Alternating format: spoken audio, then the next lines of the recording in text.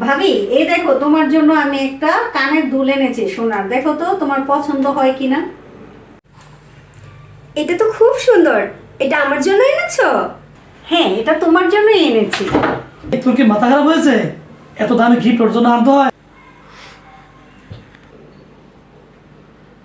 আরে আমার পছন্দ হয়েছে তাই আমি ভাবির জন্য জিনিসটা নিয়ে এসেছি, তাতে তোমার এত আপত্তি করার কি আছে? আমি তো সেটাই বুঝলাম না।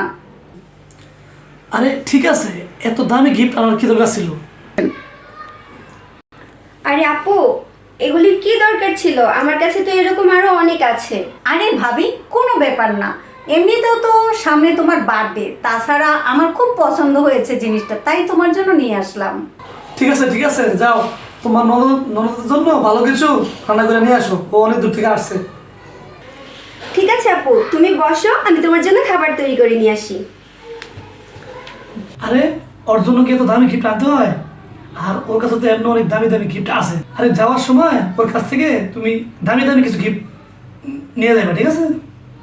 চুড়ি, শাড়ি বা আরো যে আনুষঙ্গিক যেগুলো আছে। আরে ভাইয়া, তুমি এসব কি বলো? আমি তার জন্য গিফট এনেছি, ডিজাইনটা আমার খুব ভালো লেগেছে, তার জন্য আমি ভাবির জন্য এই ডিজাইনটা নিয়ে এসেছি, দুলটা নিয়ে এসেছি। আর আমি যদি তার গিফটের আশায় আনতাম তাহলে তো আমি আনতামই না। তুমি বুঝো না? তা আমার কি কম আছে? আমারও অনেক আছে, কিন্তু আমি তার থেকে কেন দামি দামি গিফট নিয়ে যাব? আচ্ছা আনছিস ভালো কথা, তুই তো অনেক দাম দিয়ে আনছিস জিনিসটা, মানে দামটা তো উশিল তো করতে হবে নাকি, উড়াতে হবে। এই জন্য যাওয়ার সময় ওর থেকে দামি দামি গিফট নিয়ে দেবে। তুমি কেন শুধু শুধু এরকম করে বলছো? তুমি একবার এই বিষয়টা আমার দিক থেকে ভাবো। আমার দিক থেকে ভেবে তারপরে তুমি একবার চিন্তা করো। তোমার বোনও তো কারো বাড়ির বউ, তো আমারও তো ননদ আছে। যখন আমার ননদ আমার জন্য বিয়ের অ্যানিভার্সারি হোক বা কোনো বার্থডে পার্টি হোক, তখন যখন আমার জন্য কোনো গিফট আনে না, তখন তো আমার মনটা খারাপ হয়। আর বিশেষ করে ভাবির কিছুদিন পরে বার্থডে, তো সেক্ষেত্রে আমি না হয় তাকে একটা গিফট দিলামই। আর তুমি একটা জিনিস মনে রাখবা, তুমি তো ভাবির সাথেই সারা জীবন থাকবে, তাহলে ভাবির সাথেই তোমার সম্পর্কটা ভালো রাখা কি জরুরি না?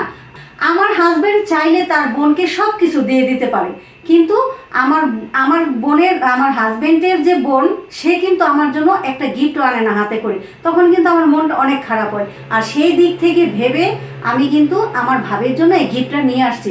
আর ভাবি মনটা কত ভালো হয়েছিল, আর তোমার কথা শুনে আমার ভাবির মনটা একবারেই খারাপ হয়ে গেল। আচ্ছা আমার ভুল হয়ে গেছে রে, আমাকে ক্ষমা করে দিস। আমি তো ভুলেই গেছি যে আমার বোনটা অন্য এক ঘরের বউ, বুঝছিস? আমাকে ক্ষমা করে দিস। আসলে রে, তোর সাথে যদি এমন কিছু হয়, আসলে তুই আমার অনেক কিছু শিখিয়ে দিলি রে বোন। আজকে বুঝতে পারলাম ছোটদের কাছ থেকে অনেক কিছু শেখার আছে, শিখতে পারলাম। তবে আমি আজ থেকে আর ওকে অবহেলা করবো না।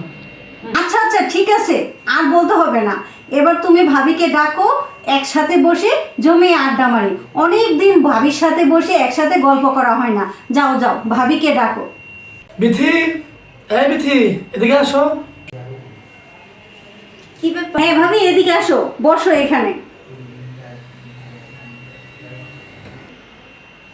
বসো এখানে। ভাবি একটু গল্প করো, অনেকদিন তো তোমরা গল্প টল্প করো না, বুঝছো? তো আমি আসি, হ্যাঁ? আচ্ছা ঠিক আছে। কি অবস্থা ভাবি, সব ঠিকঠাক আছে তো? হ্যাঁ ঠিক আছে। তো আমাকে ফুপু বানাবো কবে?